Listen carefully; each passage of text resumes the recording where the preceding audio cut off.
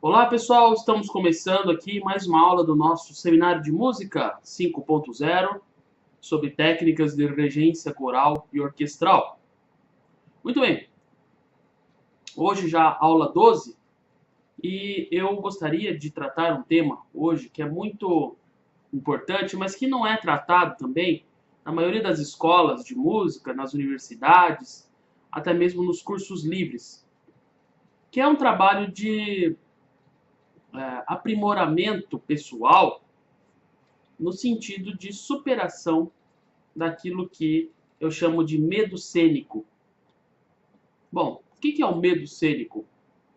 Todos nós, músicos, já o experimentamos. É impossível que não tenhamos experimentado. A não ser que tenhamos começado a nos apresentar com 3 anos de idade, como Mozart. Mas todos passamos por essa situação de desenvolver um certo medo ao subir no palco, não é? E o maestro, por incrível que pareça, ele não pode sentir medo. Tá? Então, como é que a gente faz? Como que a gente vai resolver essa equação? Tá? Muito bem, como eu disse anteriormente, é importante a gente frisar aqui, tá? Eu estudei em várias universidades, né, com vários professores, vários maestros, e eu já fiz aula, por exemplo, sobre determinada sinfonia com determinado maestro, já fiz aula sobre determinada obra, determinada partitura com determinado professor.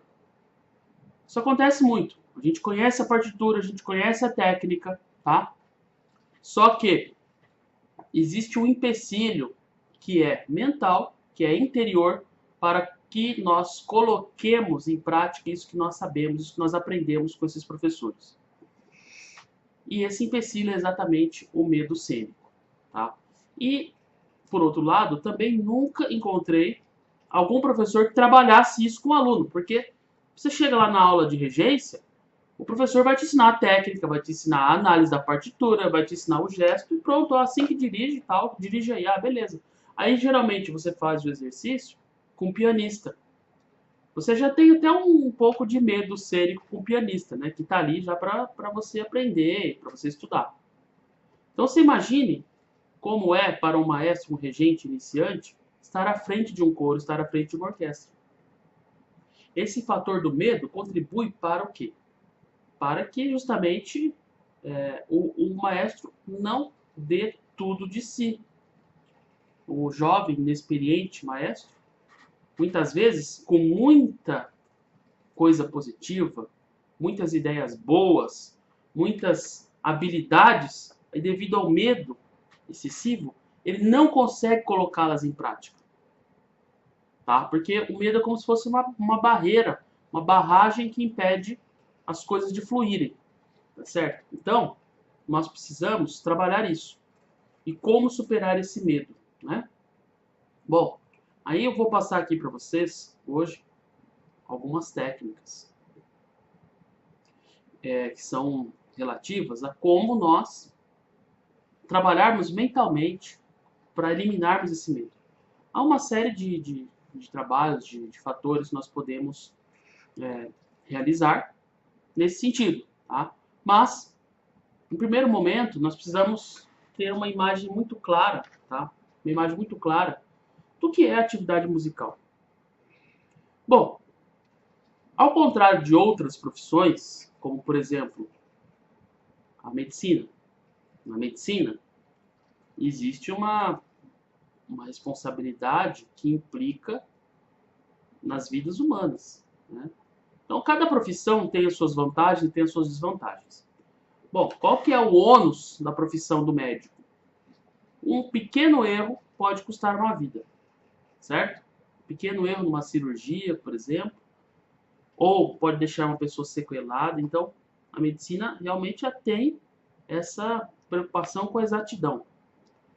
Na música de concerto, por mais preocupações que nós tenhamos com a exatidão, com a perfeição, com a forma, com o estilo, se nós, ali no momento da apresentação, praticarmos algum deslize, né, errarmos alguma passagem, bom, o que vai acontecer? Vai acontecer que a execução vai ficar tanto quanto prejudicada.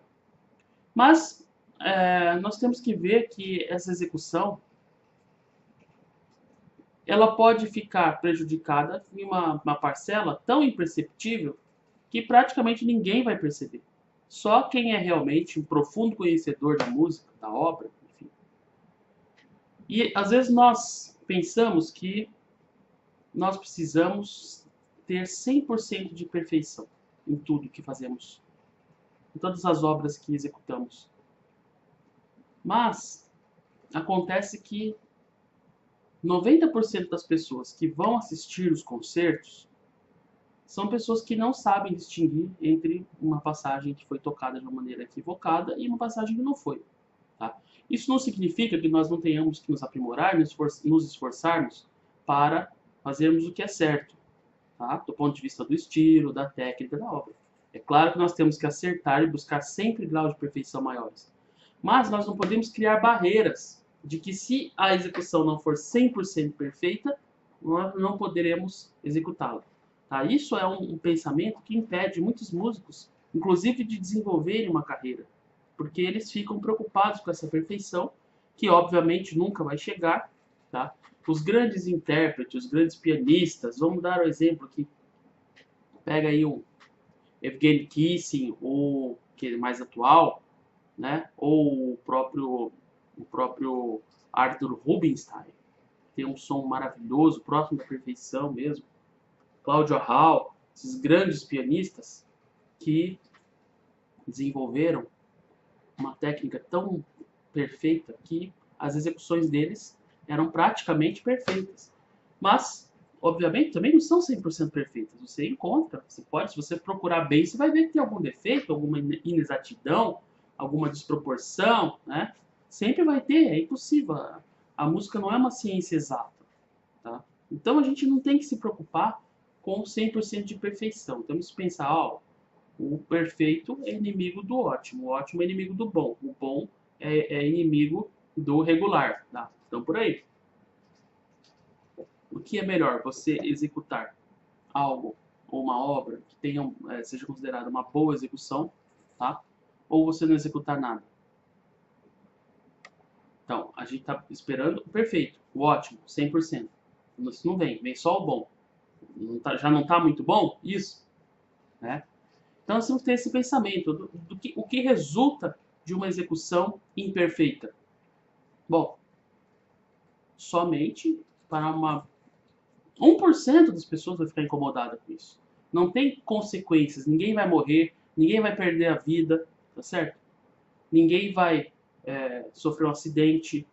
O engenheiro, por exemplo, que faz um mau projeto e o prédio projetado por ele desaba, ele arca com as consequências daquele trabalho mal feito, com as vidas das pessoas que perderam a vida nesse desabamento.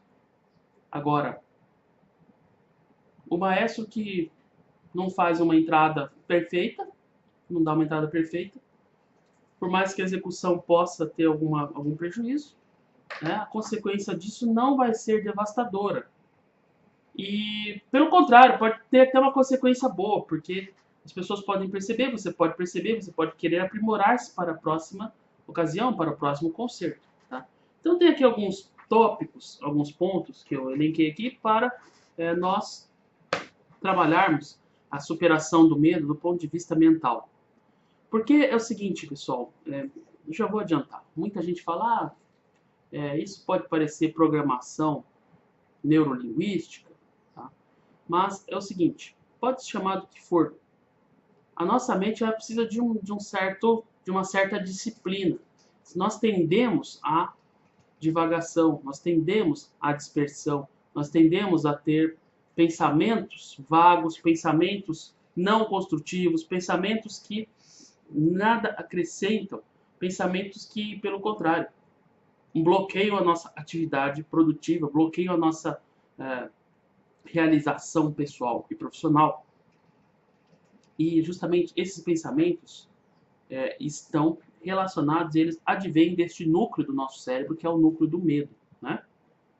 Muito bem, nós conhecemos já a separação que existe na atual neurociência entre os 3 tipos de cérebro, não é?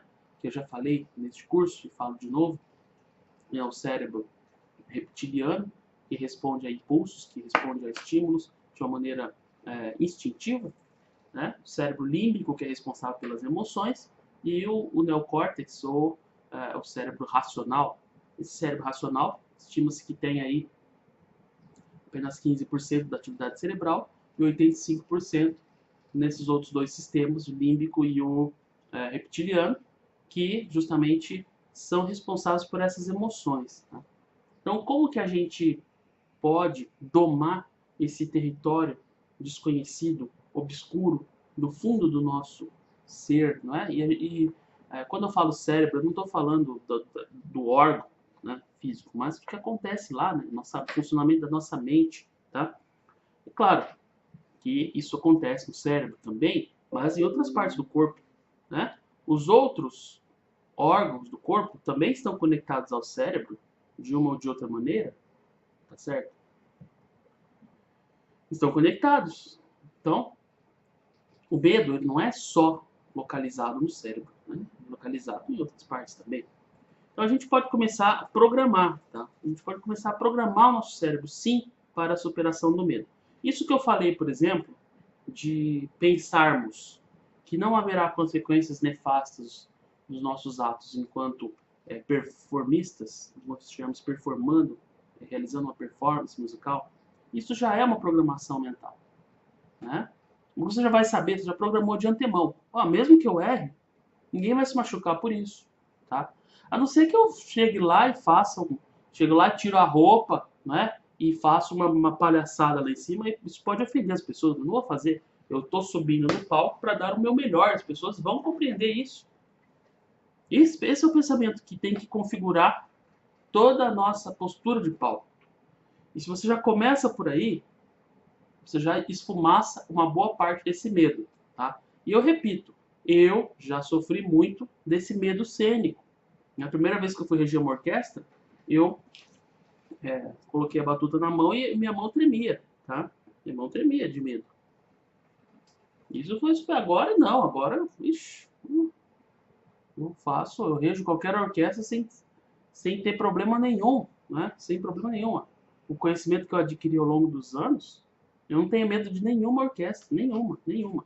Mas para chegar nisso, nem mesmo na Filarmônica de Berlim, muito pelo contrário, se me desse a Filarmônica de Berlim para reger, eu ficaria lisonjeado, né, e poderia fazê-lo de olhos fechados, porque eles são grandes músicos, praticamente nem precisam de maestro, então a gente teria uma grande facilidade. Mas, enfim, isso é um trabalho. Né? Eu demorei mais de 10 anos para chegar nesse ponto, de não ter medo de subir no palco. Né? Então, por isso que eu estou ensinando isso para vocês. Isso é uma aula valiosa, isso aqui. Vocês não vão encontrar em outro lugar, tá? E vamos colocar em prática. Eu coloquei aqui alguns pontos, ó. Vejam só. Então, para nós superarmos o medo, o que nós temos que fazer? Primeiro ponto. Eliminar nossos vírus mentais. O que é o vírus mental? Né? O vírus mental é aquele pensamento repetitivo, aquele pensamento como se fosse um verme que vai corroendo nosso cérebro. Né? Como é que a gente elimina esse pensamento? Bom, vamos ver. Se você fala, por exemplo, imagine aí um cavalo azul. Né? Você imaginou o cavalo azul, não é? Existe um cavalo azul na realidade? Ele não existe. Mas você consegue imaginar. Não é assim? Não é assim?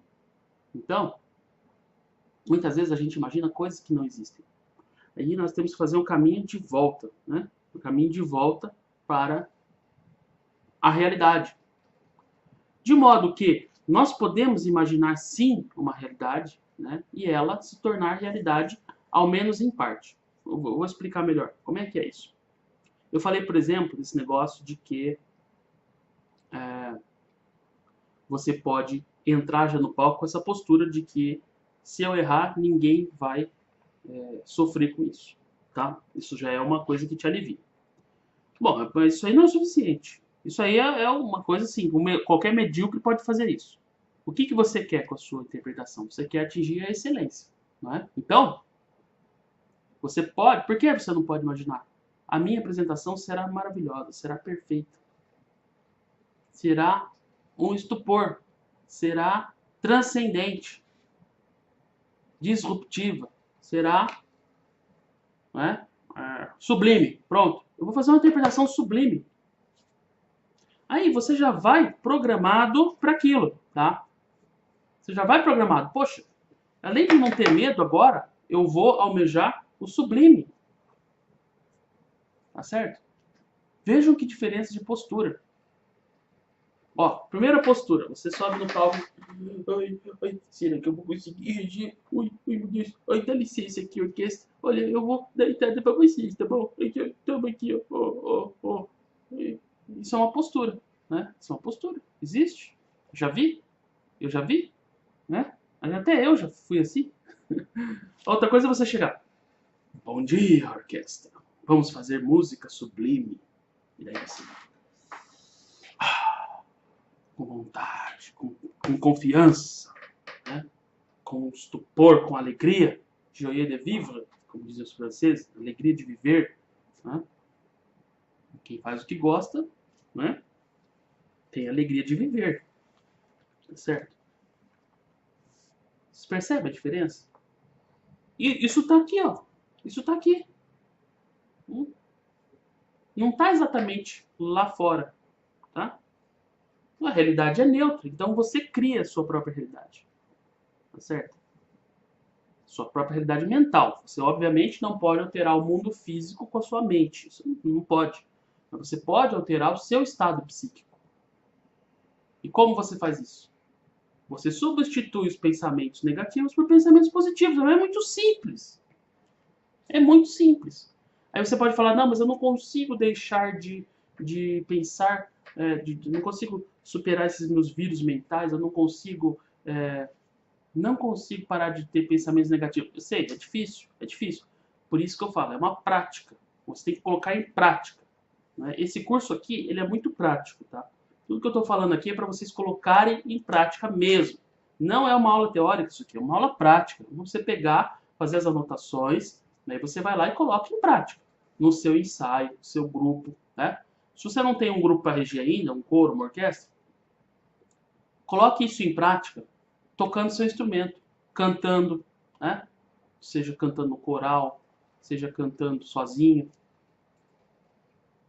Peça para algumas pessoas se posicionarem numa posição de audição, e aí você apresenta para elas, para treinar, para colocar isso em prática. Como cantor, por exemplo, ou cantora. Você vai lá e, vou cantar para vocês. Aí você coloca isso. Não, eu vou fazer uma mentalmente, tá, gente? Não vai falar isso para o público. Vou fazer uma apresentação maravilhosa. Não. Fala para você mesmo. Eu vou fazer uma apresentação maravilhosa para este público, vou transformar as vidas deles. Aí você começa. Não fica pensando, eu vou errar isso, aí aquilo. Não, tá certo? Bom, muito bem. Então, próximo passo. Controlar sua mente. Uma vez que você conseguiu eliminar os seus vírus mentais, você consegue substituir, então, esses pensamentos negativos por pensamentos positivos. Ah, mas isso é muito simplista. Pode ser, ué. O importante não é o adjetivo que você vai, né? Você vai ser caracterizado por esse adjetivo. O importante é a coisa funcionar. Então, se você substituir um pensamento negativo por um pensamento positivo, isso vai funcionar na interpretação e na sua própria vida. Você já viu aquelas pessoas assim? Minha vida não tem solução, minha vida não tem sentido. Ui, o que eu vou fazer? Né? Essa pessoa vai sair dessa situação? Dificilmente, se ela não tiver uma ajuda externa. Né? Agora a pessoa, não, eu tô com problemas aqui, mas eu vou estudar, vou batalhar, vou me aprimorar, né? Vou produzir coisas boas aqui. Essa pessoa, invariavelmente, mais hora, menos hora, ela vai superar seus problemas. Essa mentalidade positiva. Tá certo? Muito bem. Aí você controlou a sua mente pela substituição dos pensamentos negativos por pensamentos positivos.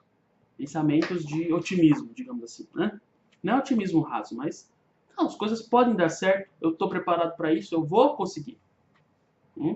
Se você não se sentir assim, o que adianta você ter estudado, né? O que adianta você ter tocado seu instrumento tanto tempo, tá? Se você não puder mostrar isso para os outros.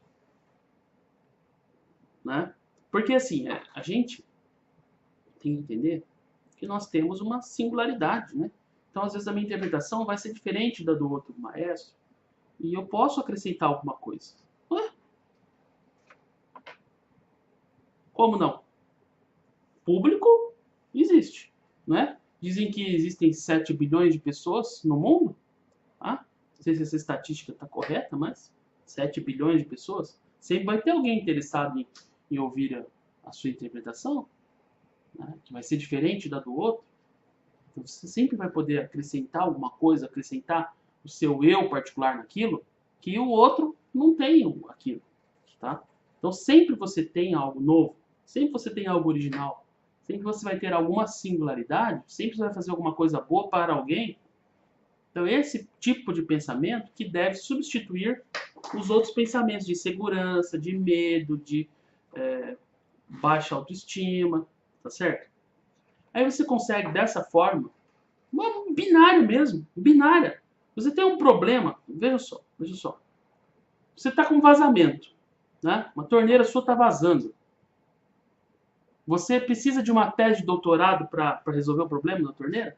Não, você precisa fechar a água. Então, às vezes um problema pode parecer muito grande, tenho pensamentos negativos, tenho não sei o que lá, tenho medo, tenho pânico. Mas, às vezes a solução é simples, é binário. Substitui aquilo que não presta por aquilo que presta. Né? Aí depois você vai fazer outra coisa mais rebuscada, né? Que não pode ser binário, né? Enfim. Né? No primeiro momento, uma situação drástica exige medidas simples. Isso é um princípio clássico, inclusive, da própria medicina. Se vocês for voltar lá, Hipócrates, né? Eu tenho um livro aqui, fundador da medicina racional na Grécia, ele dizia isso lá nos aforismos. Situações drásticas exigem medidas simples. Você não vai ficar fazendo 50 coisas ao mesmo tempo, pode não dar certo, você tem que ir por um caminho só. Né? Você tem uma chance, como se tivesse uma chance só para resolver o problema, tá? Então é isso. Aí você passa a controlar a sua mente, tá bom? E se você passa a controlar a sua mente, se você não é carregado por esses pensamentos destrutivos, né, que nós temos isso também dentro de nós, aí você pode encontrar aquilo que eu falei que é o seu diferencial, é o seu eu interior, que é isso que as pessoas vão lá para ver. Por que vocês acham que tem tanto cantor, artista aí que faz sucesso? Tá? Tem uns que são indevidos, né? Que excessiva exposição, é um produto de marketing, mas tem pessoas que tem uma coisa assim que faz sucesso mesmo depois que morre. Por que continua? Por causa disso, esse eu interior que é chamativo. Recentemente eu vi o filme sobre a vida do Freddie Mercury, a vocalista lá da banda Queen. E eu não conhecia muito do Queen, né? Conhecia assim, muito de en passant, tá certo? Não conhecia as músicas, não conhecia a história, não conhecia nada. Aí eu vi o filme e aí eu entendi porque que tem até hoje o pessoal fica aí, né, prestando culto à memória do Freddie Mercury, porque era um cara que, pro bem ou pro mal, o cara tinha uma personalidade muito forte, né, um eu interior que transvasava, e isso agradava, né, e ele também não sabia disso, ele compunha as músicas da banda, tá? Os outros ajudavam, mas ele que dava. Tem algumas músicas bonitas, bem estruturadas, tá? Com conteúdo melódico, inclusive, né? Umas letras também que não são, como hoje, puro nonsense, embora na época tivessem sido consideradas nonsense, né? Mas, enfim, é entretenimento, mas um entretenimento de qualidade, tá? E esse eu interior que, digamos assim, muitas vezes a gente reprime, né? O filme mostra muito isso, o nome do filme é Bohemian Rhapsody. O filme mostra muito isso, né? Que existia uma pressão para que ele não se mostrasse daquele jeito que ele era ali. Então, ele fazia questão justamente de se mostrar como ele era, tá? Pro bem ou pro mal. Tem gente que não gosta, tá? Eu, na verdade, tinha preconceito, vi o filme, achei bacana a postura dele, né? Realmente, eu achei que eu estava mal informado, né? E ouvindo as músicas também, do ponto de vista objetivo, que é a minha área, né? Vi que Algumas delas são bem estruturadas também, dentro do gênero, né? Do rock, ou rock progressivo, enfim. Mas o mais interessante é isso, é a força da personalidade humana. Não tem nada parecido com isso, nenhuma outra força maior que isso. Tá? Então, por que eu estou falando isso? Estou colocando esse exemplo. É um exemplo que está em evidência agora, mas que mostra isso, né? O poder da personalidade, esse eu interior. Tá? Então, quer dizer, se o Fred Mercury tivesse reprimido aquilo que ele era, ele não teria se mostrado ao mundo da maneira como mostrou, não teria tocado tantas pessoas, milhões de pessoas que aquilo que ele fazia tocou, né? E se fizeram um filme sobre a vida dele, né? Esses dias teve um show aqui, uma banda tocou na minha cidade aqui, Queen Tribute, é uma banda cover do Queen, né? E por que fazem isso? Porque a memória do cara, né? A personalidade dele transvasou a própria morte e continua influenciando, continua agradando muita gente, tá? Pode desagradar alguns, mas tem muita gente que gosta daquilo. Então essa originalidade é que nós temos que buscar. Eu não estou falando aqui nós temos que ser igual ao Fred Mercury, não é isso, mas nós temos que ter uma postura, um procedimento semelhante do ponto de vista de mostrar para o mundo, mostrar o nosso eu profundo, tá certo? Mas e para isso nós temos que controlar nossa mente. Porque vejam, no caso dele, se ele tivesse ficado, mas eu tô com vergonha, eu tô com medo, não sei o que lá. Ele não teria feito aquela coisa, né? Aquela encenação toda que ele fazia lá, tá certo? Bem característica. Assista um filme, vocês vão entender o que eu tô falando, tá bom? Vocês podem assistir o filme, fazer uma resenha, mandar para mim, pra gente continuar nessa discussão, tá certo? Muito bem, então, além de você vai encontrar o seu eu interior, e quando você faz isso, você vai ativar o seu cérebro para o êxito. Tá? Porque aí você percebe, não tem nada igual. Tem nada igual isso que eu estou fazendo aqui. Tá? É igual esse curso. Eu sempre falo, esse curso não tem nada igual. Eu, pelo menos, não descobri. Se tiver alguma coisa parecida, vocês me avisem. Mas é um curso totalmente inovador, um curso online de regência, coral, orquestral. Não tem nada parecido no Brasil, né? Que aborde esses tópicos, essas matérias. Eu sei que até tem o que aborda técnica, mas a gente não trabalha só técnica aqui. Isso aqui é uma aula de desenvolvimento pessoal, né? Mas não é desenvolvimento pessoal do ponto de vista, daquele ponto de vista raso da autoajuda. Não é isso, tá? É uma postura filosófica mesmo, de você expulsar os seus demônios e, enfim, e ter liberdade. Porque o que nos impede de ter liberdade? Esses demônios interiores, né? Essas angústias. E você precisa, a gente com isso, né? A gente consegue nos libertar das nossas angústias, tá? Mas é impossível libertar-se das angústias. Tudo bem. Você pode, digamos assim, mesmo que elas não vão embora, mas você consegue lidar com isso, você consegue navegar, não é?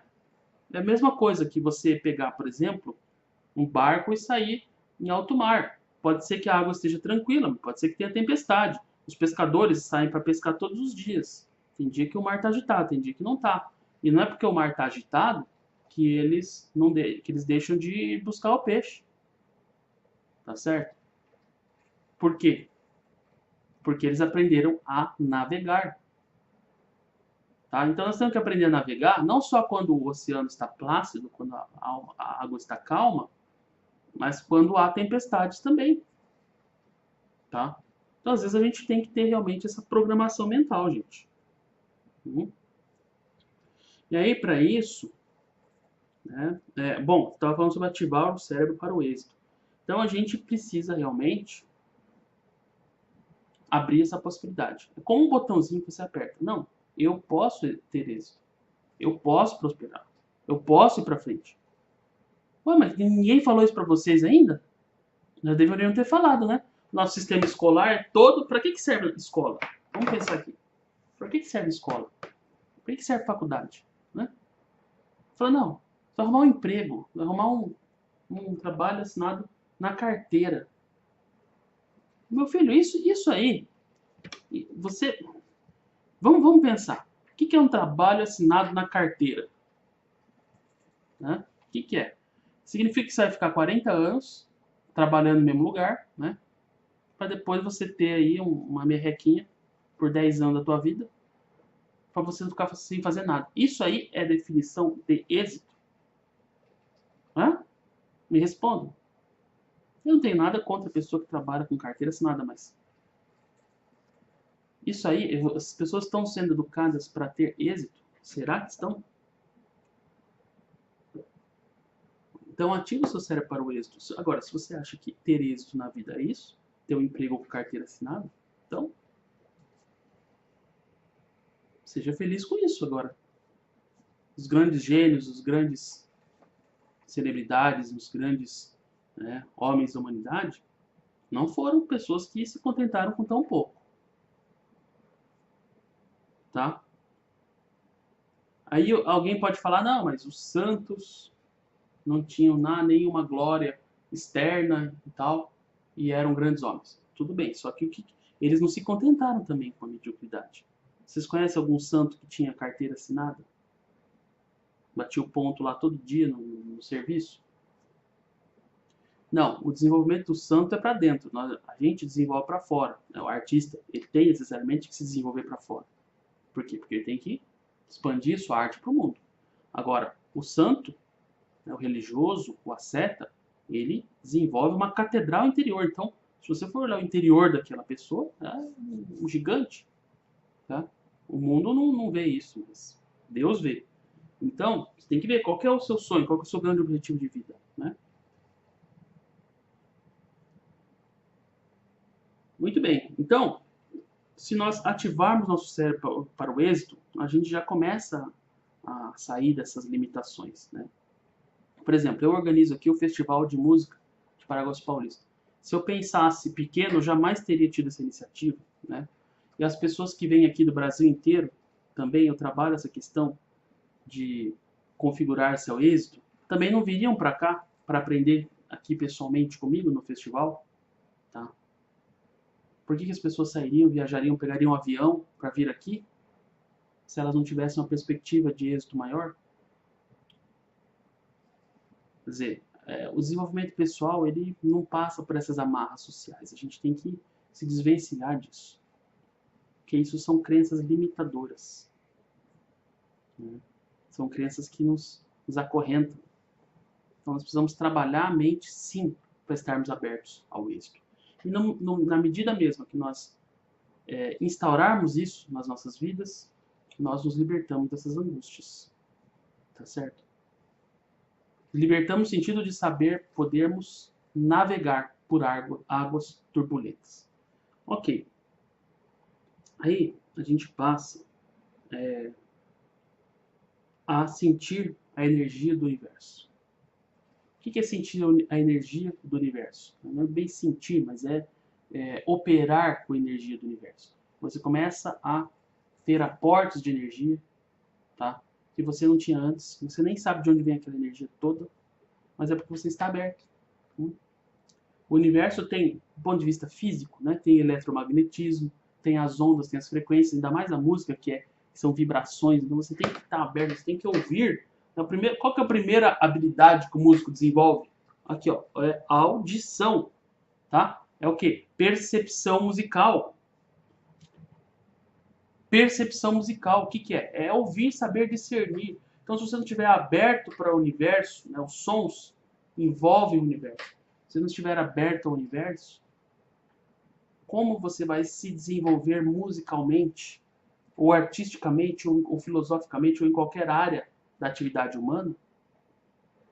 Certo? Então, você passa a abrir-se à energia do universo. A energia do universo não é algo etéreo, não é algo vago, não é algo, não é uma mera especulação, não é uma divagação. Ela é física.